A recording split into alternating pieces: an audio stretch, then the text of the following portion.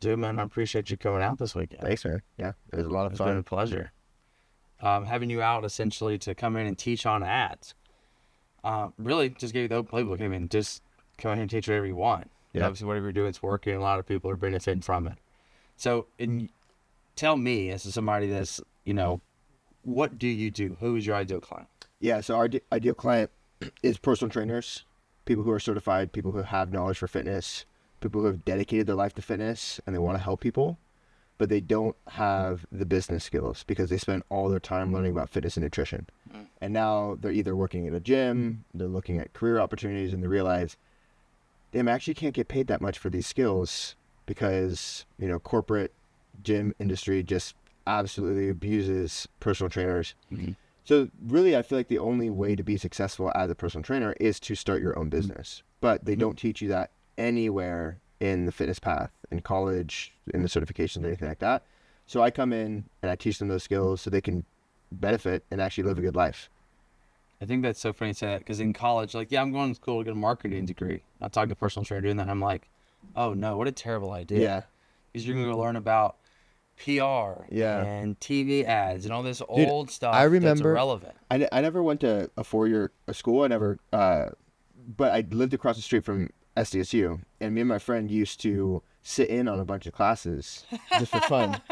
And I was like, dude, I'm in this auditorium and I'm listening to this professor speak, and they're talking about a marketing campaign of toothpaste from the 80s.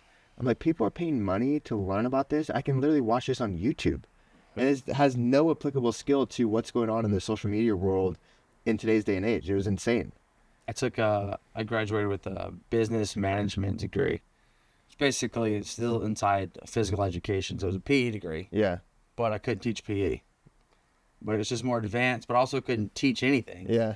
So so I just basically said, hey, you can just be a personal trainer if you choose to do that with this. Yeah. Or you need something else to be able to go. So it's like basically a foundation of knowledge that you're not going to use. Yeah. Well, dude, I can't tell you how many personal trainers I speak to that get a exercise science degree and then go work for 24 Hour Fitness. Yes. Like, you didn't need to go to college to go do that. You could have just gone and done that. Yeah. And now they're like, well, what do I do now? That's where we come in. That's right. So in your mind, somebody's like fresh coming out the gate, like what's the number one thing they should start with when they're like, I'm an in-person trainer. How do I start this online coaching thing I see so many people doing? I think the first thing is that, number one, social media is a big thing, right? So social media is going to be your website. Social media is going to be your business card. You don't need to go get business cards because you don't check business cards, but you can give someone your social media and they'll see your content every single day. So you need to be on social media.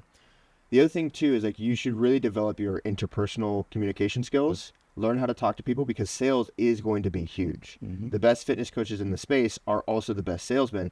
And they're not necessarily the best salesmen in terms of knowing the best tactics. They just know how to communicate their worth and confidence. I think of one of my clients or one of my students, John Rojas. He's not a closer. He's not like selling people, but he's just a very confident coach in himself, and he knows how to communicate that. And people can literally just feel that this guy will take care of them through his body language when he speaks to you. People can tell that they care. So developing your communication skills along with social media is probably going to be the first two places to start with. I agree. I always tell people they're fresh coming out and they have like 7 posts. Like, how do I start an online company? I'm like, yeah, I want you to post for 30 days and then come back. I say 100. 100? When we have fair enough. I'm just trying to set the bar low. Yeah, we have well, I think about it like this. So we have students that come in and they'll be like, hey, I've been posting and I'm not really gaining any traction. And I look at their posts, they have 31 posts. I'm like, this is the equivalent of going to the gym for 1 month. Literally, you post once a day. So like, it takes 12 weeks to start seeing results in the gym. So do the same thing for your social media and your business. So 100 posts would equal about 3 months. So like that should be the 90 benchmark. days, we're getting some traction. Yeah. And I tell you all the time, like, dude, you can make so many fitness references to business. It's the same. It is the exact same. Yeah. It's consistency. It's working in the right direction. Yeah. Understanding you're not going to be perfect, but if we're 80%, we're going to see progress. What's funny is when I was in high school, fitness was like my thing. I loved it, but I was also very insecure. So I was like, how long is this going to take realistically? Mm-hmm. And I remember there was a lot of posts, like transformation posts on Instagram, and I'd compare. I'd be like, okay, this person started this line. This is where they are now. Like, it took them 4 years.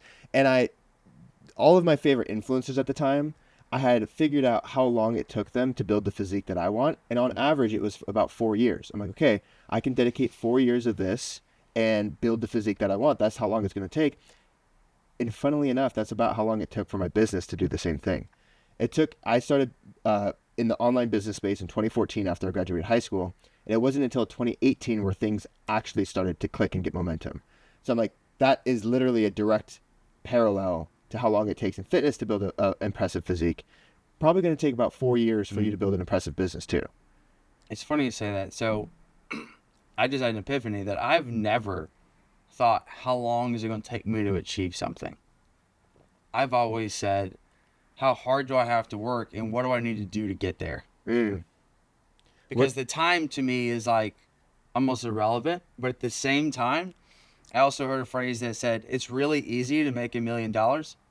It takes 10 years to become the man it takes to make $1 million. Yes, I agree. I've always, time has always been very important to me. I've always wanted to, for me, it's like, if I'm 18 years old and it takes me 10 years to be a millionaire, I will do that because 10 years, I'll still be 28. And it was around 26, 27 when I actually hit 7 figures net worth, not just in revenue and sales, but net worth. Mm-hmm. And for me, if I can figure out and put a timestamp, okay, it'll take about 5 years to do this, I have no problem being patient and just doing the daily work. And I'm not the type of person to I did my season of working super hard, grinding the midnight oil and stuff. I would rather just do consistent small efforts every single day and let that work compound. And that's what I say is probably the biggest contributor to the success of PTBI today. I think a lot of people think I'm going to go all in and then they burn themselves out because they don't know what they're doing. You can still do the New Year's rush and fail in business. Mm-hmm. And I got asked the other day, I was like, how do you recharge if you work so hard and so much? I go, well, Saturday, Sunday for me is a recharge. Yeah. I used to work Saturday, Sundays. And then I was also Alex Ramosi said a quote that has stuck with me. It's you don't work harder because a construction worker makes $12 an hour and works harder than you are ever going to work. Mm-hmm. And they never get there. And so it's you have to get from point A to point B. Either you can walk, you can take a bike, you can take a car, or you can take a plane. Mm-hmm. If you want to make 6 figures, you just work harder. Mm-hmm. You want to make 7 figures, you have to think differently. Mm-hmm.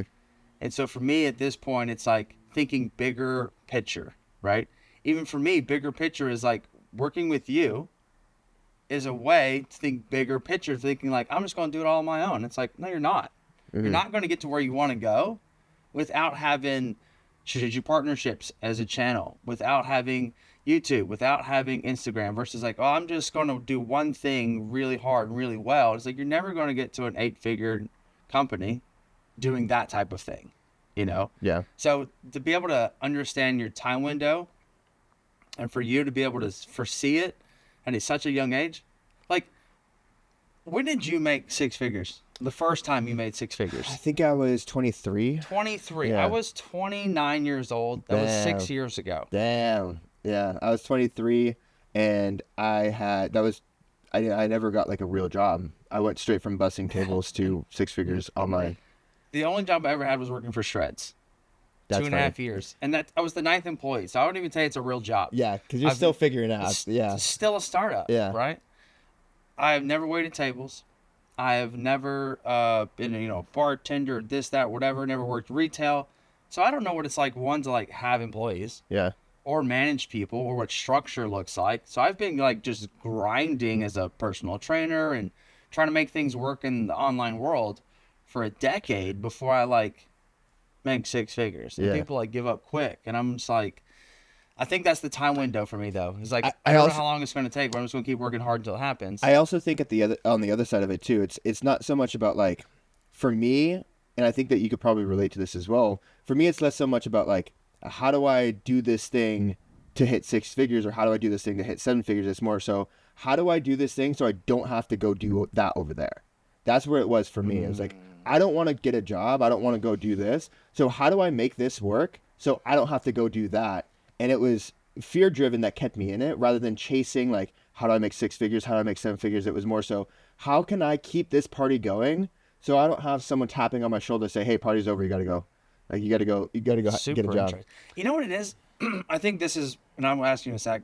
My father owned his own company, construction worker. So I've been working so long that I got paid $1 a job site and I made $6 a day. Wow. Slave labor. Or child labor. Child labor. But at the same time, it's like, what is the child actually doing? Yeah. Taking a shovel off of the truck? Yeah. Like, that was that young, right? Yeah, Where it's like, all I could do was take a shovel off the truck and carry a PVC coupling to the site. It's kind of adorable. Basically, it's like, I want to hang out with dad. Yeah. You know? Like, my lunch costs more than I got paid. Yeah, that's funny. From McDonald's. So I never had, and my mom was a stay-at-home mom. Mm-hmm. I don't know what corporate work is. Mm-hmm. I didn't have a parent that worked a corporate job. So for me, like, thinking not have to go do that thing, I didn't know what that thing was. Like, I didn't know what an accountant was until I was a senior in high school. I was like, that's a job? Yeah. So for me, it was like, there never was an option to even think to go get a job. Yeah. You just had to figure it out. I was like, you'll figure it out. Yeah. Whatever that is, yours might happen. And he was like, you can be an electrician, you can be a plumber, carpenter, like, you can do all these different things and make good money. So I always had this, like, well, I'm always just going to work for myself. Yeah. And the one time I did get a job, it was because, like, I was hurting bad. Yeah. I'd moved to New York. What was the job? Shreds. I'd moved to New York to become a fitness model, thinking, like, that's going to be great. And it's like, yeah. Alabama broke. dream, moving to New York, big city boy. Dude, back in tough. Yeah. Severe depression. I lived with 10 strangers in a duplex. Damn. Like, that's $600. That's the good stuff, though. That's the stuff that puts hair on your chest, you know? Oh, we put some, that's for sure. I had something similar where I was 22 and I was pretty much bullshitting my way through college. And I just knew, I'm like, hey, I'm going to run out of time here soon. I better figure something out. Because my mom wanted me to go to school. Mm-hmm. And I was just kind of bullshitting classes. And I got to the point where all my friends had graduated college. I was still at a 2-year school trying to get my associate's degree. Mm-hmm. And I busting tables. I'm like, all right, what am I going to do? So I moved to Virginia and lived in the basement of this dude's house, shared a bedroom with my best friend. And we just had 1 year. We were snowed in, no car, knew nobody, walked to the gym in the freezing cold, walked back home, and just grinded on the online business. And that was like, it was a tough year because it was super isolating. I got pretty depressed. Yeah. But that year changed my life because I'm like, I'm going into this thing, I'm putting myself into the situation, and I am not coming out until I am who I need to be. When was the first time you started working with somebody like a mentor or a group or something? His name was Ross Johnson, and he absolutely changed my life. Do you know Ross Johnson? He was like 5 years ago. He was like really big, right? Yeah, with Rachel Bell. Yes. Remember? Yeah. I remember them. So I am still very close with Ross. Okay. Yeah, I talk to him every now and then when I'm like, I don't know what to do and I'm kind of stuck. I'll reach out to him and he'll help me out. He changed my life, man. So I found him during that time, and I really connected with Ross and the content. I was 22, 23. Dude, that's insane. Yeah. And I finally got the confidence where I'm like, okay, I feel like I can actually support myself now. Like, let me go get a spot back in San Diego. Let me move back. And we drove back, me and my roommate at the time. And when I got to San Diego, Ross happened to be moving to LA at the same time. And so he put up a story on his Instagram that was like, hey, I'm going to be coming through San Diego. If anyone's around and wants to grab coffee, let me know. I just was like, dude, what do I have to lose? Like, I'm just going to shoot him a message and see what happens. Shoot or shoot. Yeah. And then I sent him a message. He invited me out to coffee. We got coffee. And we were talking because he was going through a breakup at a time, breakup with Rachel. I was going through a breakup at the time too. So we kind of connected. I guess he just liked me, man. Like, he just took me under his wing. He invited me out to a mastermind. I went to the mastermind. He taught me some stuff. And I paid him for the mastermind, but I never paid him for like one-on-one coaching or like a program or anything like that. But he literally just let me, every weekend I would drive from San Diego to LA and I'd spend the entire day with him, and I just ask him questions and I'd learn from him. He'd take me shopping. We would go get dinner, and I'd drive home that night. And I did that for about maybe 6 months and changed my life. That's awesome. Yeah. I didn't join my first group and like learn from somebody until I was 29 years old. Yeah. Well, Shout dude, out to Rob Bailey joining his group. yeah. And since then, it's forever changed my life. I don't think those things really existed until like 2016, 2017. Mm-hmm. Even in that, they were like because this infancy would have stage. been, I guess, in 2021. So I was late to the party, man. Yeah, I would say 2018 is when they really started getting a little bit like, because I remember my friend or my roommate at the time, his name is Sumner, that's who I'm talking about. He hopped on the phone with someone, I forget who it was, but they're like, yeah, this group costs $15,000 for the year, and we're like, what? We're like, $15,000? I'm like, that is insane. Now I'm like, yeah, no problem. But like back in 2018, like that, what the heck, like. That, Yeah. I feel like that's when it was first starting to get solidified. Before then, it was like like not even podcasts. It's like you see an infomercial, and you buy a box set of DVDs, and then they call you up to come out to this event. That's what mentorship was back then. Yeah, Tony Robbins was like the only mentor out there. Yeah, Tony Robbins, Jim Rohn, like the classic guys. So I actually just invested last week into SaaS Academy Okay. with Dan Martell. Oh, nice. Because obviously we have a SaaS company, right? And so it's like, it was the largest investment I've ever made, Yeah. right? So I've done some crazy things. I say crazy, smart. You go back, but at the same time, when I was doing it, I was like, this is wild. Yeah. I paid $10,000 for a day Wow. on learning how to exit a company. Really? What's the ROI on that? Oh, millions and millions. Right, but you have to see that distance. Yeah. Because I'd sold the company and it didn't go as well as I wanted to, and I was like, how do I make this one not suck this time? Yeah. Because you don't think about it from the standpoint of you were talking about an X Yeah. or a 2X difference on exit, Yeah. and it's like for me, it's not how long it's going to take. It's what I got to do to get there. Yeah. And so it's like we're going to make it happen. Like it will happen in time. Maybe at this point. It depends because like one of my buddies, Ben, says, don't turn off the faucet. Yeah. If you turn off the faucet, you get real scarce, and it doesn't matter how much money you sold it for. And it's turning off the faucet, selling the company? The income. Yeah. So, for example, if you're like, let's say you're profiting $10,000 a month, let's say as a coach, and then you basically, somebody's like, yeah, man, I'll give you $200 for it. And it's like, yeah. And then next month you make $0. So you turn off the faucet and you get a little scarcity because you're like, the $200's going to run out soon. Yeah. Well, my thought process would be sell the company for so much that you could put it in an account and never run out of money. Yes. And that's essentially the goal. Yeah. But even at his level, he was like, I don't know, man. I don't know if I want That's to a turn it lifestyle off. creep, bro. How much are you spending per month? Come on. I would say Cut 'em out. $300K per year is perfect. If you could put 10 million away, which I think you could sell a company for 10 million, Yeah. and maybe buy a house or something like that, like get your living situation covered. Put 10 million away, let it grow, live off of 300K per year for the rest of your life. I think you're doing pretty good. For sure. Yeah. I had a good friend of mine who owns 51 apartment complexes. And I was like, dude, you want to do more? And he was like, I make about 30 grand a month. I got a 911 in the garage. And I have a nice house. He goes, and I work 2 hours a day. I wake up at 7, read and go to yoga, come back, work a little bit. He's like, but you don't need more than $30,000 a month to do whatever it is that you want to do. I agree. He's like, what am I going to go like fly private somewhere? And he's like, I can just take the plane because I don't have a work schedule. Yeah. He was like, I don't want the more money so that I have to do more work. I'm right there. That's I agree. And so to me, I was just like, oh man, but you just have so much leverage and opportunity of equity. And he's like, for what? I was telling Matt this yesterday. I'm like, I don't need to own the boat, but I want to be friends with the guy who owns the boat. Cheers to that. Yeah. I'm like, I don't need that responsibility and that overhead, but on that Saturday where you guys are having that party, you invite me out. Like that's who I want to be. Absolutely. Yeah. You're like, hey man, here's some gas money. Yeah. I got some drinks. Yeah, I'll see you next week. Yeah. That's funny because I call myself the Venmo friend. Yeah. So like when we go travel with friends, which if you don't travel with your friends, like it's the best time ever. Yeah. We took 12 people on a honeymoon. That's awesome. Yeah. That's right, you did. Yeah. I was already called. I was like following wrong. I was like, this is dope. That's dope. That's dope. But it's like I'm not the guy. Like I think all the time. Yeah. I don't want to plan an itinerary. Mm-hmm. Don't ask me where we're going to eat dinner. Just tell me what time and how much. Yeah. and I will just send over the money. No questions asked. Don't ask me anything. I'm the yes guy on vacation. Yeah, I agree with that. That's this whole move to Austin.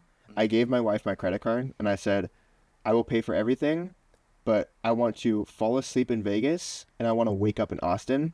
How we get there that's your navigation. That's great. Yeah. Just full power. Yeah. She's going to want to control it anyway.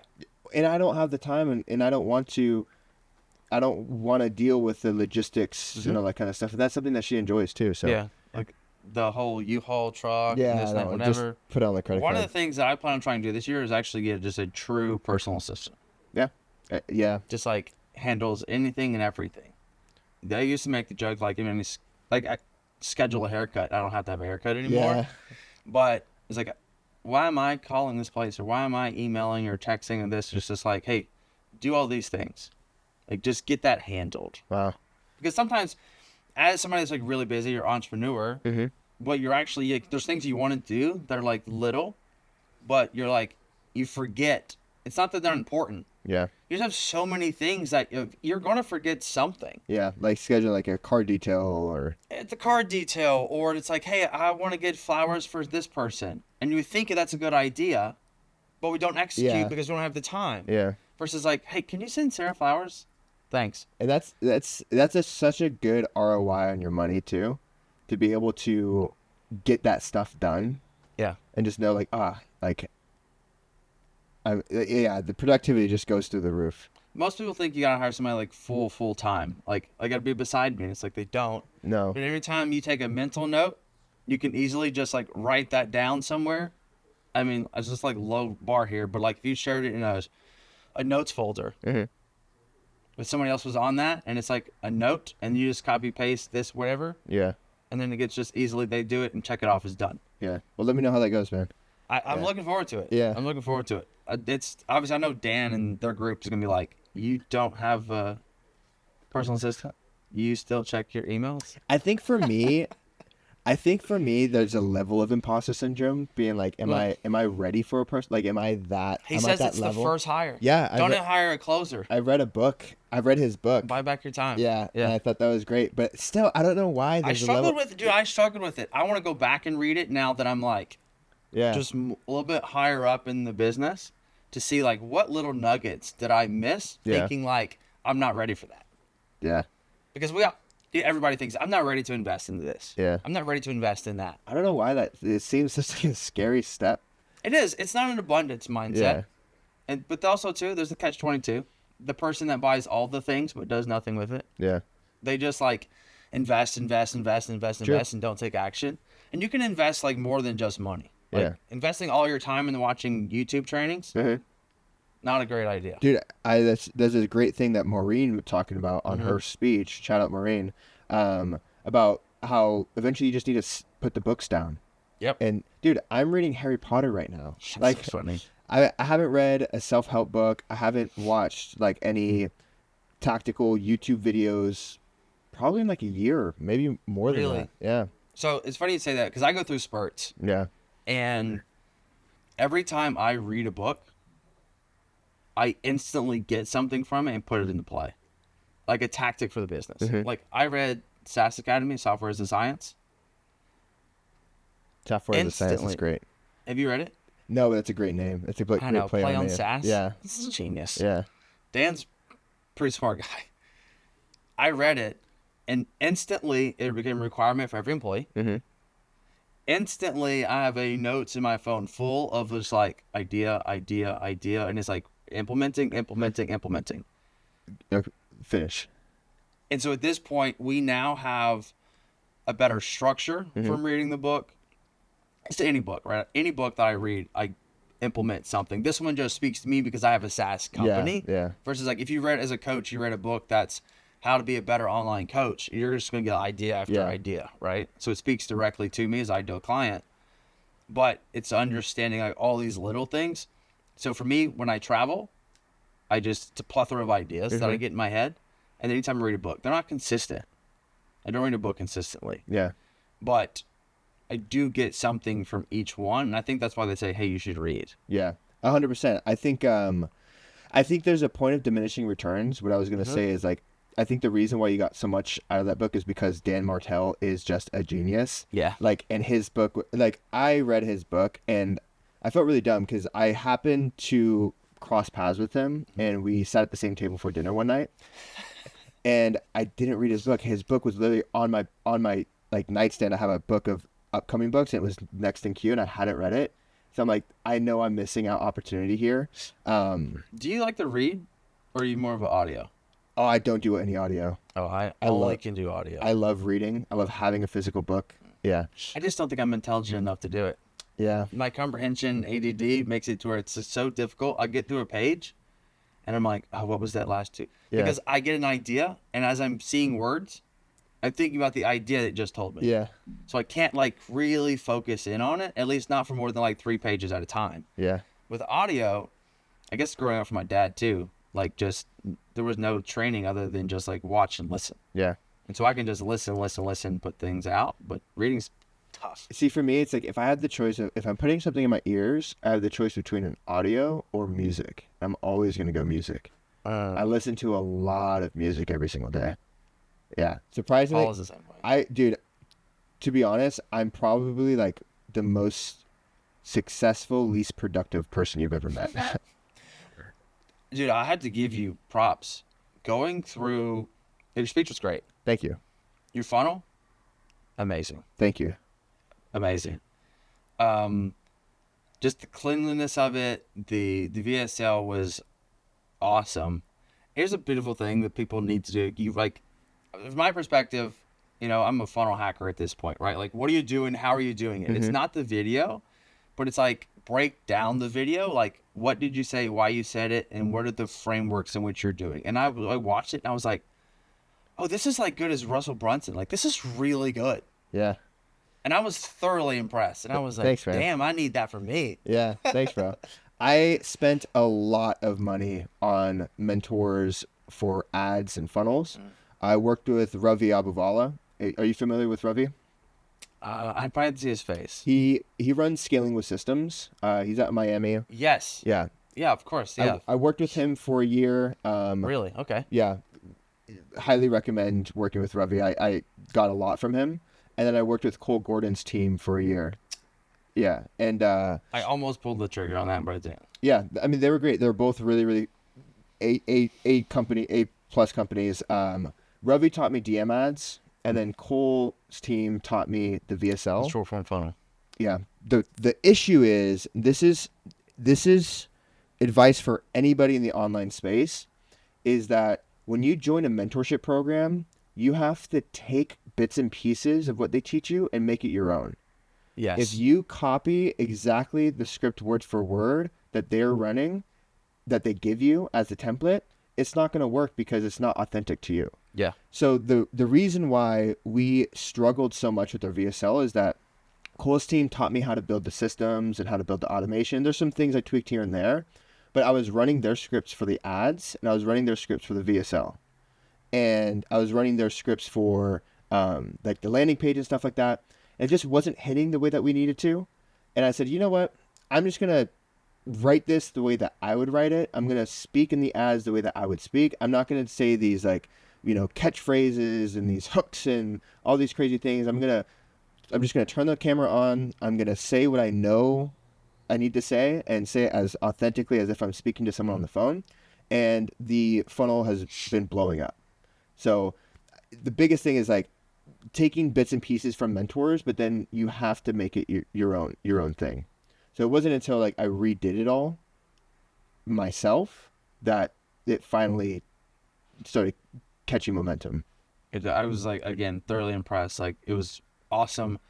I could tell who you were speaking with. I can tell their pain points. Because I used to be that guy. Mm-hmm.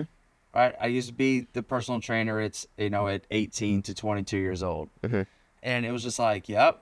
And I was like, oh, that's how you do it? And I was like, and then it was just a good edit, good cut, good words, good lighting. Like, it was all just there. So Thanks, man. it was awesome. Thanks, man.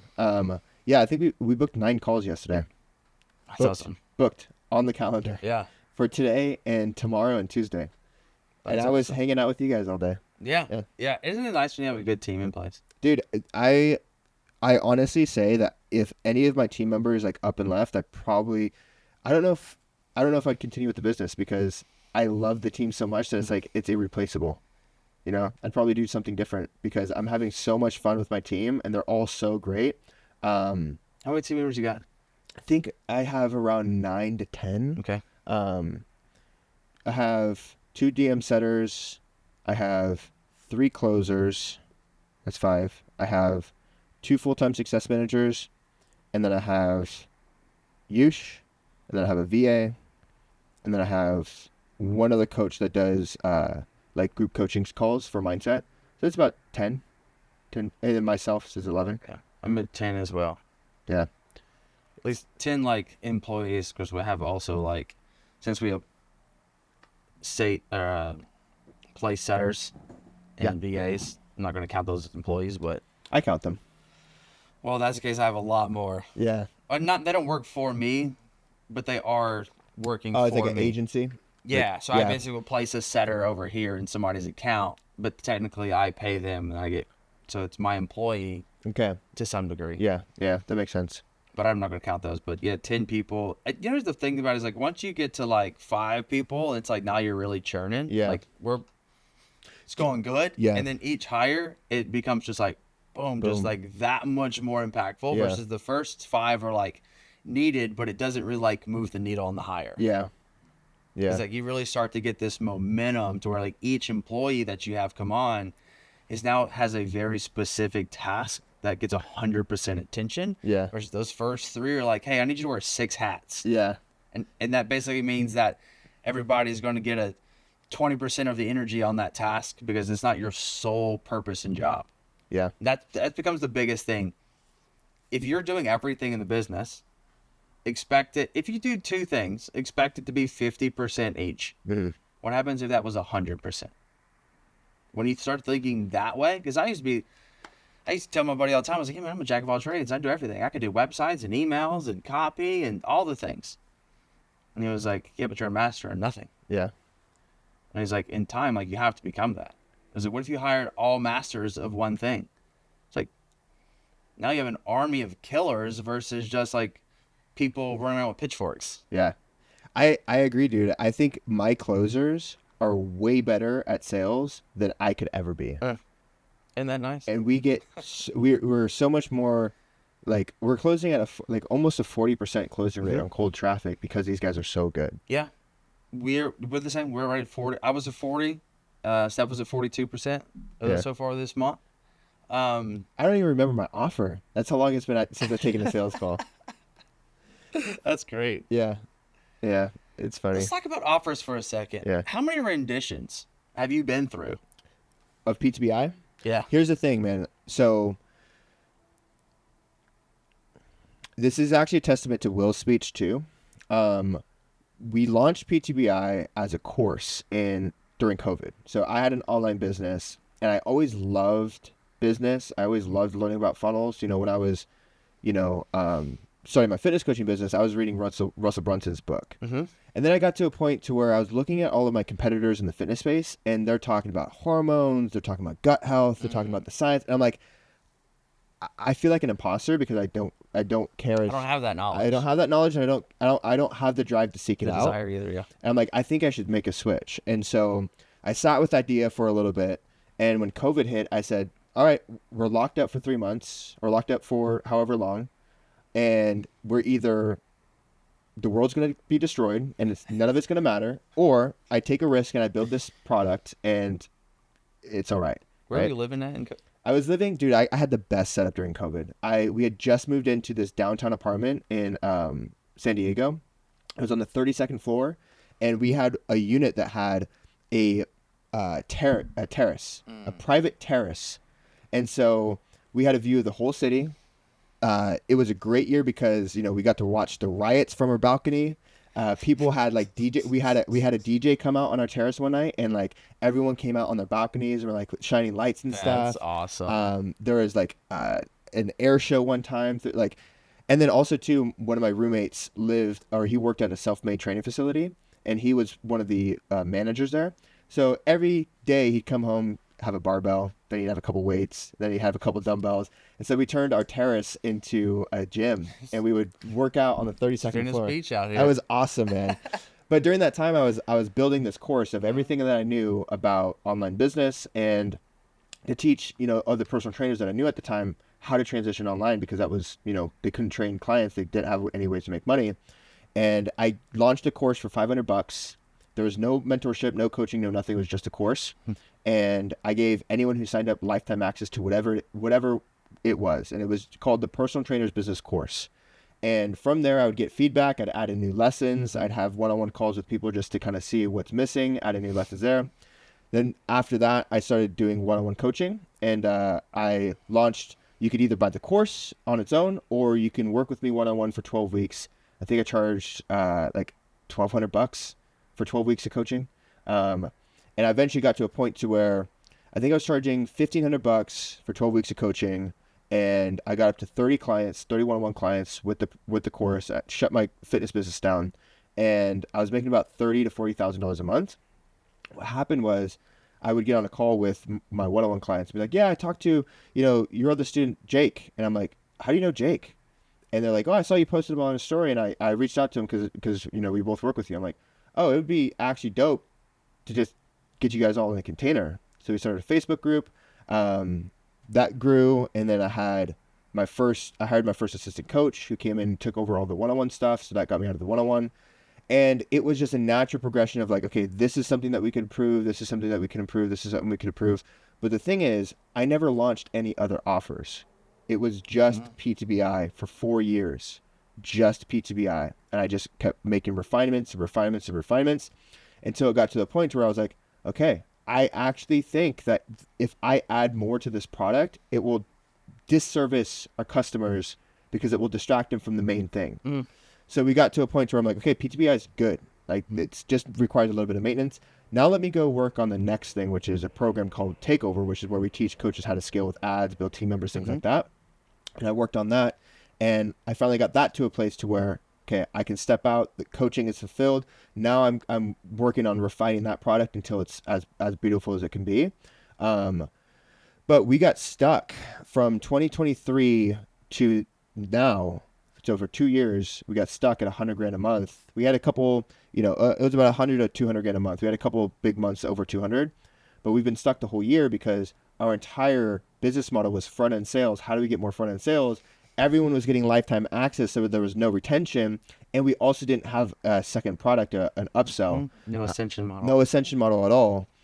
And then when we finally started doing 6 months and resigns and retention and upsells, we literally doubled our business in 1 month, and that was in November. And now we're like, okay, we're unlocked. Like, it's go time. That's awesome. I'm so glad to hear that, because we're essentially, something happened. So we exploded out the gate. We went, and I'm sure somebody probably seeing this, you probably saw the ad, like if you in a blue shirt, if you're using Linktree's and applications, I've seen the ad. Yeah. Right? That built the business. We went from $0 to $60,000 a month in like 4 months. Wow. It's a rocket ship. Yeah. And it's me and Baker. That's crazy. I do every sales call, pass them to him, he onboards them. Yeah. Just that over and over. And it was like chaos. And then we had ups and downs, but we basically were stuck at like an average of like 75 a month for a full year. And then we're like, we need to focus on fixing some retention. How do we do an even better product? So then we basically started fixing retention. As we started the process, actually what happened, retention actually hasn't even come into play yet, because that was like 4 months ago. Yeah. But what actually happened is we stopped bringing out people that weren't ideal clients.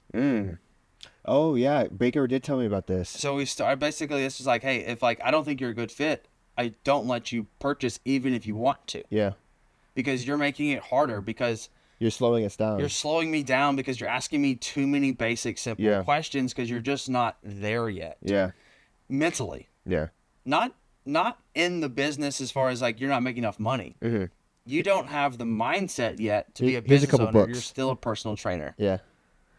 And so we've brought people on that are like, hey, I don't have any online clients, but you also train 60 people. Mm-hmm. And I'm like, you know how to run a business. Yeah. You just don't know how to run it here. Yeah. And they're like, and when you come to me and say, hey, I don't have an online business, but I don't know what I don't know, Mm-hmm. you're a good fit. And we're like, I have an in-person business and I know what I'm doing. I'm just curious on what it is you do. I'm like, you're not a good fit because you actually don't know, or you'd already be doing it. We would be on the phone. Yeah. So hiring an ideal client is key. So if coaches, like hiring a bad fit, it's just going to drain you. Yeah. And we also tried to make the shift to going to like a cheaper product that we could scale. And I would sell a $37 product, but getting $3,000 worth of questions. Yeah. And it's like, here's the other thing that people don't think about. I said this the other day and it made sense, and I kind of just said it, but it made sense. If you charge $100, $150 for your coaching, and that's all they can afford because no one else can afford it, who are the 5 people inside their circle? Do they make $100,000 a Same year? thing. Probably not. Yeah. So the referrals you get are also $150 a month quality as far as income goes for you to train. Mm-hmm. If you charge $300 a month, then the people around them might be a little bit leveled up in their personal life. And so their friends and their referrals pay more money. Mm-hmm. So whenever you get inside selling somebody with a higher ticket, you will get higher quality referrals. Yep. And people don't see that. And so now when we basically say, hey, this is the type of person we work with, now the referrals we get are higher up referrals. Mm-hmm. And so now all of our referrals are like high quality, top notch, which means that it is another coach that is well known. We get referrals from people that got 50, 100,000 followers, and they're like, well, how somebody has 100,000 followers knows a lot of coaches. Yeah. And so now it's just like constant dominoes of like quality people, quality referrals, quality people, quality referrals. Birds of a feather flock together. That's it. Yeah. Birds of a feather flock together. That always stuck with me. And it's like, it's the same thing. It's like, influencers know other influencers. Oh. People with big platforms know other people with big platforms. Personal trainers, I think the reason why, I don't want to say this business is easy, but something that does make this business a little bit more easier is because personal trainers know other personal trainers, right? If you're working at 24 Hour Fitness and you start an online business and go online and you're successful, and all of the trainers that you worked with in that cohort are going to see you do that and go, how did you do that? They're going to say, you got to join PTBI, right? So it's the same thing. It's, Baker did tell me that when you guys first launched, you guys worked with all different types of coaches, right? I mean, not even coaches, just businesses, landscapers. I would try to get as much money as I could. Yeah. Well, actually, we started with BYL, which is Build Your Legacy, which was my old agency, which is Fit Legacy. So that's where I did basically e-commerce, where like we would work with all these product-based brands. What made you decide to niche down to fitness? Yeah. So when we were working in BYL, I was selling, like teaching, it was like $300 a month for you to join, right? And it was basically like a higher level business mentorship group that I'd like been a part of, like Rob Bailey's, for example, is like very broad on a specific thing, which is going to be like vision and branding and execution, or any of those other type of groups essentially. And so I was going to do the same thing, except it was going to be on business tactics. So like we would have a call on like how you should set up an email flow. And then I'd have to make examples for the person that sold donuts, and then the construction company, and then the personal trainer, and then the person selling apparel. Yeah. And so I had to make all these different examples during the call, and I was like, I'm actually doing a disservice. And I didn't feel good that my call was dictated on who showed up for the call. Yeah. And it's like, now I can't Versus knowing your people. Yes. Yeah. And so what we did is we shut it down, and we're only on fitness coaches. And because Paula was having a business, we were working in it. Baker actually still being an active coach, going back and helping the old me in 2012 who made $12,000 that year that didn't know what he was doing. And so it was just the right culmination of like, this is what we do. I used to help fitness companies. Now I help online coaches. But it went to like, I'm going to help service-based businesses first. And then it was like, I'm going to help any fitness business that's service-based. And then now it's like, hey, the local business that wants to pay me more money down the street to help them do something. I'm like, no, I don't want that because you're detouring the goal. It's not worth the time for you to figure it out for them. Yes. Yeah. Because I can't replicate the same model and the same product. And now it's more custom. Yeah. What we do now, 80% is the same with a 20% polish. Yeah. And if I have to do 50% custom change to it, it's not worth the money of you taking me off the path of being able to do 4 people just like that 80% model. Yeah. I learned this lesson when I was a fitness coach. They say, you got to niche down and stuff. And at first I'm like, I want to help everybody that I can because I'm desperate for money. And I'm a macro guy. I'm a if it fits your macros kind of guy. Progressive overload, science-based training, blah, blah, blah. I got this guy that came to me. He was a keto guy. And he's like, can you help me with keto? I said, I don't know anything about keto, but I'll figure it out. And I spent 30 days learning everything I could about keto, set him up with the meal plan. 4 weeks later, he's like, this is the worst fucking meal plan I've ever had. I'm like, I literally just wasted 30 days trying to figure it out for this guy on a topic that I know nothing about, where I could have just signed 10 more people that I already knew how to help. From that moment, I was like, oh, this is what they're talking about. Riches and Niching down is because it is not worth your time to figure it out for one person when you could just take that same time and go do it well for 10 other people that you could already help. It's the same thing as I said earlier. If you have 2 different businesses, that's 50% of your time. If you have 2 different clients, it's 50% of the time. We've gotten really good at helping fitness coaches build funnels. Yeah. Really good at it. And I'm going to argue that we're the best inside the space of building funnels for fitness coaches. Yeah, I would say so. I would ask you this though. How did it niche down to fitness coaches? How? Yeah. Like at what point did you decide, all right, fitness coaches is the thing. Team meeting, we're doing fitness coaches. Like what You were know the how signs? long ago that was? How long ago? A few weeks. Really? Not even a month ago. Because I have always seen your ads, and I've always assumed it's for fitness coaches, right? And that We was did years target ago. that, but we would pull on other people and this, that, whatever. Now we've just gotten saying no. But a lot of the content, we never said, if you're a fitness coach. Yeah, gotcha. So what was the deciding factor to make you finally go, all right, this is it? So November, we had a great month. December, we had a great month. And I was like, oh, we got some traction. And then I got on a phone call with B-Mart. And he's like, I got 1,800 coaches. And I was like, my goal is 500. I was like, and that ain't shit. And I realized it's like, oh, like you're just still thinking scarcity. You think you got to go collect everywhere else. And it's like, what are you best at? Just do the one thing you're good at. Obviously, we've got something great because we've been able to go from 0 to a 100K a month reoccurring in 2 years. Like, just do that thing and do it better. And focus all your energy only on that. And I was like, it'll triple this year if you just do that. Dude, I remember because when I was getting into PTBI, I was trying to look at the market opportunity for business coaching. NASM, I believe, certifies close to 20 to 25,000 new personal trainers every single year. That's just NASM, right? There's also ISSA. There's also people graduating from college. So, and it compounds every single year, right? That's every single year, new opportunities. So it's like the market's big enough. Yeah. Right? And we're essentially doing the same thing, right?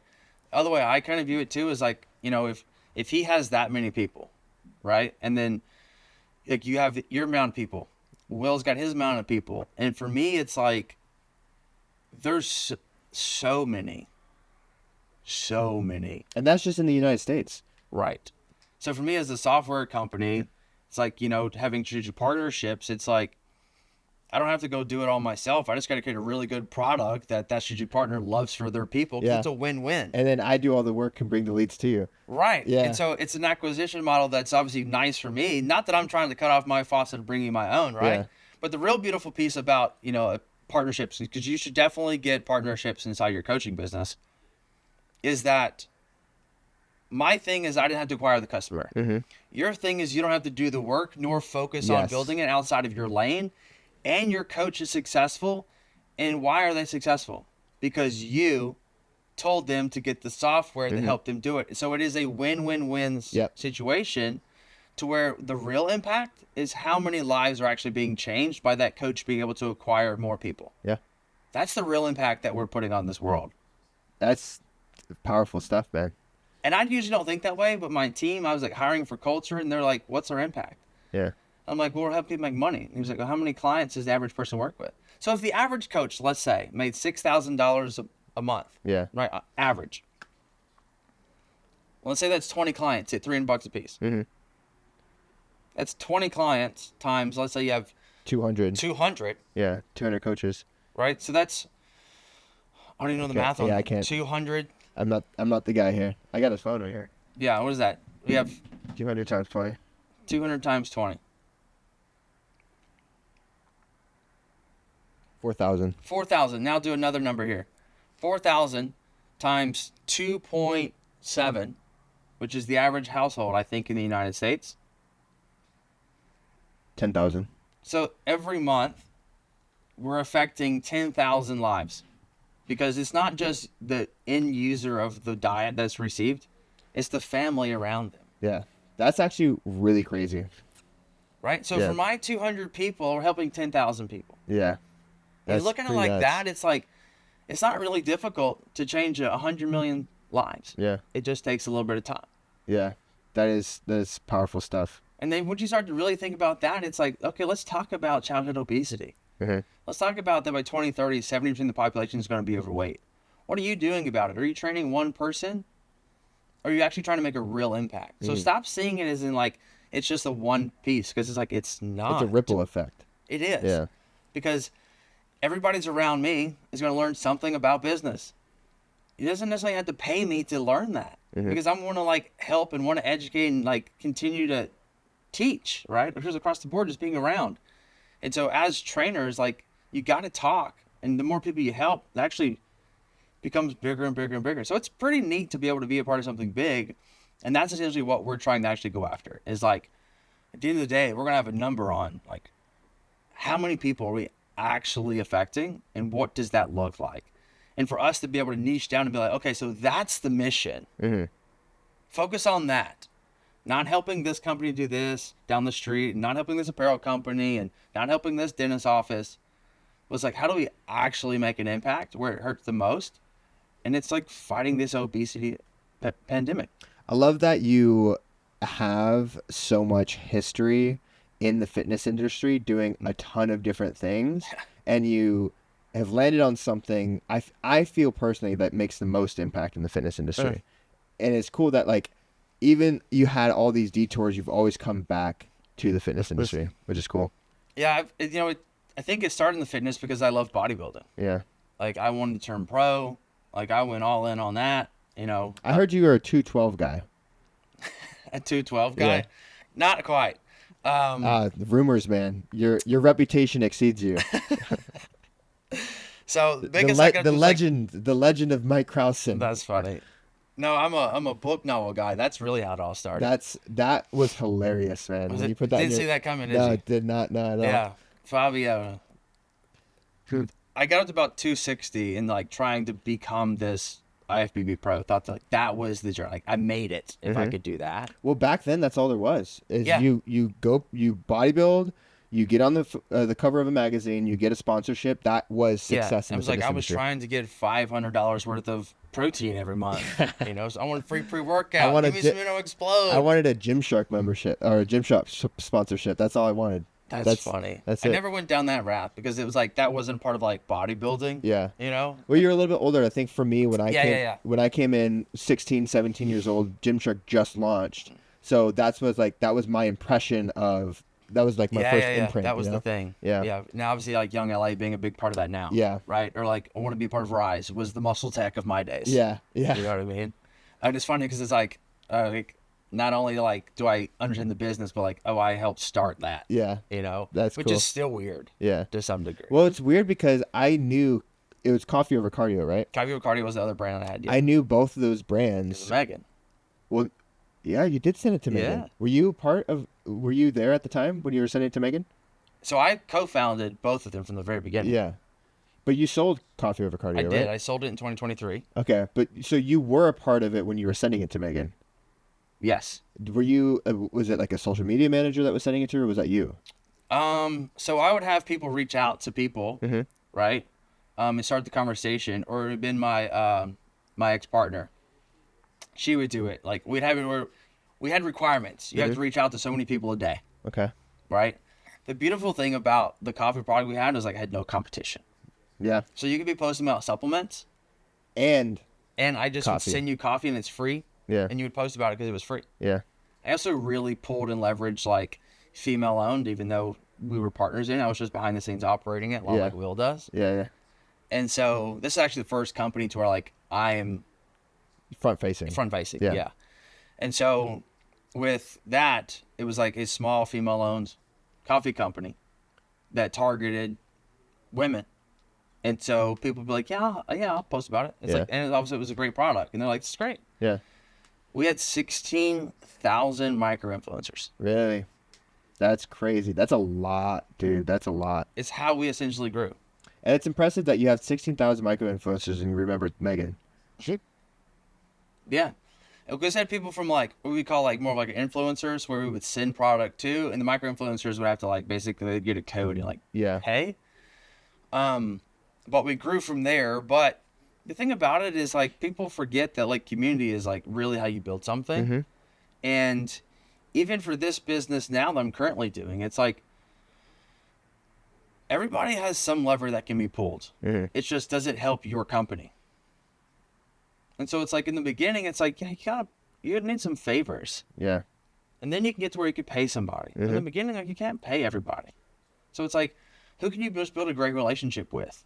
And then from there, because you got this person, allows you to get more people that would pay you because you're associated with that person. Mm-hmm.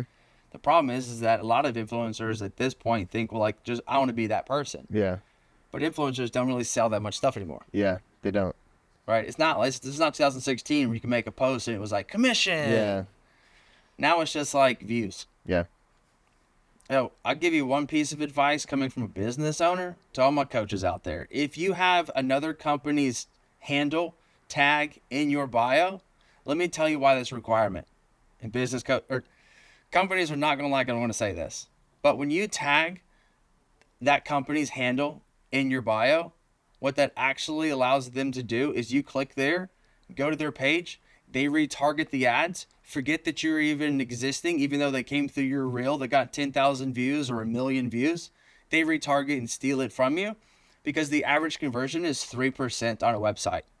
And you're not even going to the website. You're going to their Instagram handle where they become then retargeted and tagged as their buyer, not yours. Okay. So whenever you post inside that bio, you are actually literally giving them customers with no commission. Great for business, not great, Great for them, not great for you as the coach. Yeah. How do I know that? I'm that guy, and that's what I would do. Yeah. I try to be like, if I own the company, let's talk about the dirty stuff. Yeah. Because that's a reality. Yeah. And so, because if you can't attach a link to it that tracks basically that pixel, prove to me that that's your person. Because you can't. Yeah. Unless there's a pixel attached. Yeah. That's genius. From the business perspective, that's genius. So retargeting obviously is like a really big thing. How much retargeting you do? Dude, 0. Let's get on that. Yeah. Here's the thing. Well, that's not true. You retarget your people that follow you. No, I don't. You only do cold traffic. Only cold traffic. But here's the thing. Amazing. That's crazy. How often do you see my ads? All the time. All the time. I don't do any retargeting because Facebook has it built into their algorithm to show it to your followers. You do open? I do wide open. Yeah. I have age range 30 to 50. I have country, UK, Canada, US, and then I have English. And that's it. Wide open. That's crazy. Well, there's one thing. People think that that's going to work for everybody. It's not. You have to build the database and train the pixel. It's like AI. Yeah. You've got to train it to understand who your ideal person is. Yes. And that takes time. You also, though, if you start too broad and too open, what will happen is that if you, like, for example, I would say about coffee, what we set up doing free samples. What did I train my pixel to do? Find cheap people. Yeah. And all it would find was cheap people. The worst people. And I thought that was Walmart good. people. And I was like, no. Yeah. And I realized as I got smarter, and I was like, damn, this pixel is terrible. Yeah. Well, that's the thing is like Facebook will always try to get you the best result that you optimize it for. And when you're doing a DM ad, for example, if it's getting you 50-cent cost per message, it's going to think it's doing a good job, but it doesn't realize that those people are 12 years old. Poor quality. Yeah. Like, literally, like, I had one person be like, hey, can I do this? I'm 8. And I'm like, how are you even on Instagram? Jeez. Yeah. But yeah, my Pixel is trained. It's, it's like 3 or 4 years old, so it has a ton of data. It's got it. Yeah. To where I could go wide and it just knows exactly who I'm looking for. you just got to be consistent, man. You just got to keep showing up. You're not going to build it in 6 months. Yeah, no. Well, I think that's a good point too. My first year of running ads, I probably like broke even. I spent about $100,000, maybe broke even, probably lost a little bit of money. I became profitable in 2022 running DM ads and into 2023. 2023 for the entire year, because I checked this the other day. For the entire year of 2023 on my VSL funnel, the one that I showed you the other day, we lost about $10,000 by the end of the year. So some months here, some months lost, some months here, some months lost. At the end of last year in 2024, the VSL started clicking at the end of the year, but still collectively we made probably $5,000 in profit off of that funnel. This month in the first 2 weeks, spent about $15,000 in this funnel. We're already at like $75,000 cash collected. So massive ROI. But it takes time to just be like, okay, I'm going to spend money on getting data and getting feedback and seeing what people are responding to, what's actually going to get results. And I have no problem spending money because I've always wanted to be the guy that knew ads. And I knew that in order for me to get over that hump, I needed to... You got to spend it to learn it. Exactly. You got to spend it to learn it. Exactly. I had the great opportunity of being able to spend other people's money in the process of spending my own as well. Yeah. To learn it. Yeah. Because I had the agency. Mm-hmm. And so as I would see something working for them, I would try it, vice versa. Yeah. And so I was able to work parallel with like, well, I see that's working over here, that's testing because they have a bigger budget. Now let them try this. Or like, now the smaller account is like, I'm doing this, let me do this for them. What's crazy? And that's really what you're doing now. It's like you're telling people how to run ads the way you've run ads to grow your company. Yes. Do what I do. No, I Well, say, to some degree, Yes. from an ad proponent of like tactics and strategies. I right? say, do as I say, not as I do, because I am a leading walking experiment. Yes, I'm the one's falling on the sword, so you don't have to. Exactly. I am a voodoo doll, and so I'm gonna see what happens if I press this button here. Oh, I catch on fire. Like, okay, don't press that button. Yeah. Like, to do as I say, that not lost as me I do. $5,000. Don't do that. Yeah, exactly. Yeah. What's funny too, though, is that with Facebook's ad, this is what I learned. There is literally no right or wrong way to run Facebook ads. My strategy is going to be completely different than Cole Gordon's strategy, which is completely different from Ravi's strategy. I was in Ravi's and Cole Gordon's program at the same time, and they were both saying completely different things. Same general idea, but I've realized, oh, you found a flow that works for you. You found a flow that works for me. And what I teach is the flow that works for me as well. The difference is that they all had a flow. Yes. That's what it is. Yeah. That's what we said yesterday at the event. Everybody's going to have a different funnel, but they all have a funnel. Yes. Exactly. And that's the key piece. Exactly. Everybody posts different content, but they post. Yeah. Exactly. Yeah. And it's like with training, it's like, yes, there is a right or wrong way to do trainings, but like within those parameters, there's a million different ways that you could You go still need about to it. touch a barbell, Yeah. right? You still need the weights. Yeah. How you do it or how fast you do it, how many reps you do, that dictates to a different person. You know, this is the analogy I use with ads. Facebook ads is literally like taming a wild horse. Like when you go into Facebook ads and you start there, it's like you got a wild fucking horse that's bucking and fucking doing tantrums and stuff, and you got to learn how to tame and like speak to the machine. Like the machine's alive. It's kind of weird. It's got like a pulse. It has days where it's going crazy. It has days where it's quiet. Like you just got to learn how to navigate the machine. I don't know if that sounds weird, but no, totally get it. So I grew up on a farm. So essentially, once you break that animal and you're like, now there's trust built, you understand it. You know, if I do this, this is the reaction. So it's like, if I do that, that's going to happen. Yep. And then you finally get to where it's like, now we got the saddle on. And then it's like, now I have to like really try to turn this thing hard. Then once you really get in the saddle and this horse is trained and now it's, 3 years old, you just take the reins, you can just lay him over. Yep, exactly. It just goes like you want. You can make it back up. You can make it stand. You can get off and leave it there and it works just fine. You can gallop if you want to. Yeah. You can do whatever you want when you have the power of knowing how the machine or how the animal works. Yes, exactly. Now you have this bond with it. And now it's like, now let's do whatever we want. Yeah. There's a lot of peace of mind. Yeah. When you can just like get on the horse and go. Yeah. You don't have to be like, oh, am I gonna get it bucked off today? Yeah. And that's what starting a business is like. Is it like, is this gonna go smooth today, or am I gonna put my back? Yeah. How do you? So let's talk about this because this is something I'm really passionate about. A lot of what I struggled when I was a teenager, getting into my early 20s, was that I knew that I didn't want to go get a job. I knew that I didn't want to go to college. I knew that I wanted to start a business. I didn't know how to start a business, but everyone around me never came from entrepreneurship. They didn't understand that model. And so I was very insecure, very anxious, very scared, very, just operated from a place of like scarcity for a long time. So in the very beginning, when I didn't have proof and confidence in myself, if I went a day or two without making a sale, or I'd get really freaked out and I'd be like, I'd get like really anxious and stuff. Now I'm not worried at all. I'm like, all right, well, I know if we miss our sales today, we're going to get more tomorrow. Like on Friday, for example, we had around 8 calls and we didn't close a single one. Yesterday we had a 15K day, right? So I'm like, okay, I know that, it's going to come in waves. Ebb and flow. Yeah. Law of averages. Yeah, exactly. But how did you adapt into entrepreneurship and adapt into those moments of like scarcity and anxiousness, and how did you overcome that? Man, I don't feel like it was in the beginning. Really? I feel like it's because the agency was like ebb and flow, and at an agency you get like, let's say 20 clients paying you $5-6 grand. Mm-hmm. One quits, it hurts. Yeah. When 3 quits, you fire somebody. Yeah. Now imagine if you lost a client. Now you don't even know it. Yeah. Right? From a number standpoint, right? It's a rounding error. Mm-hmm. Yeah, literally. So then it was a rounding error. Like, it was a percentage. And so I'm like having this high stress, and it's like, I know we're doing this. And my thing was like, I hate paying myself and then not paying myself the next month or having to put money back. Yeah. And I'm in the shower talking to Paula, actually. This was like 2 years ago. Yeah.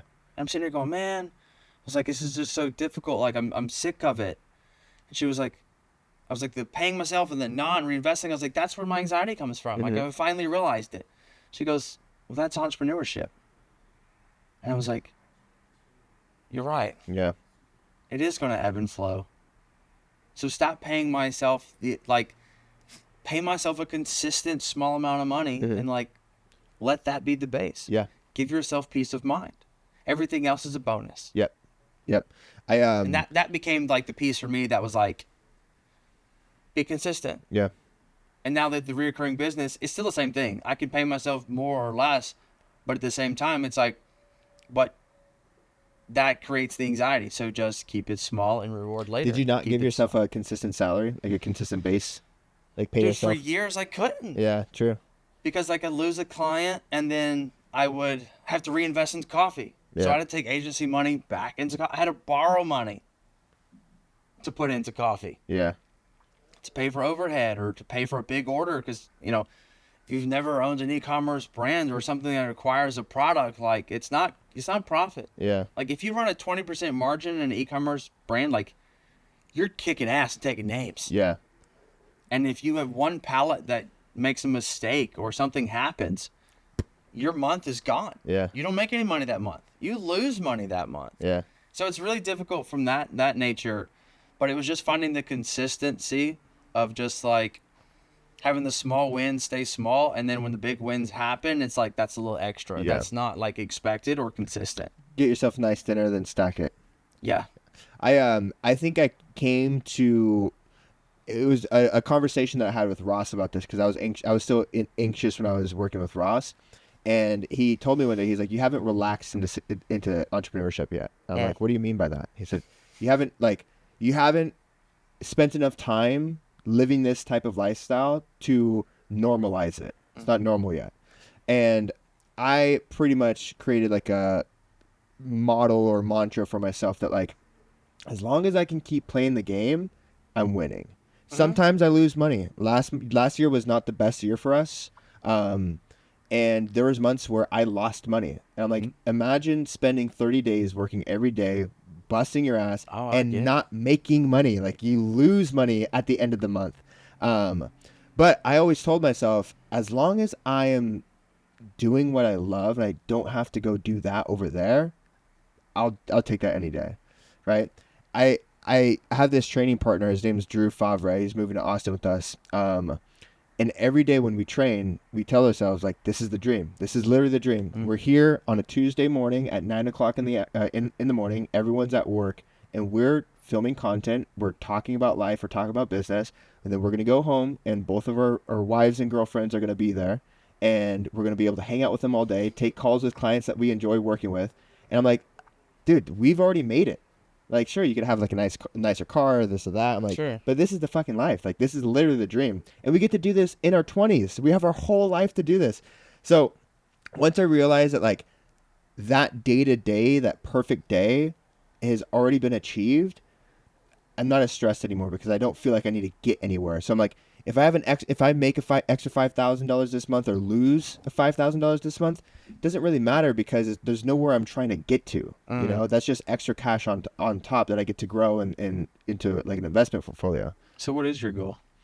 Dude, my goal ultimately, I would say if I were to, write it out on a piece of paper, I would say I would love to have a big enough investment portfolio to where Megan can retire and be a stay-at-home mom. I want 2 kids, maybe 3.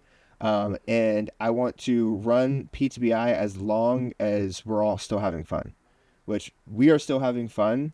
So I don't know if I'll still have fun at 50. I'm coaching a bunch of 20-year-olds how to get into online coaching. Well, as Matt said, I can't wait to see what you do next. Yeah.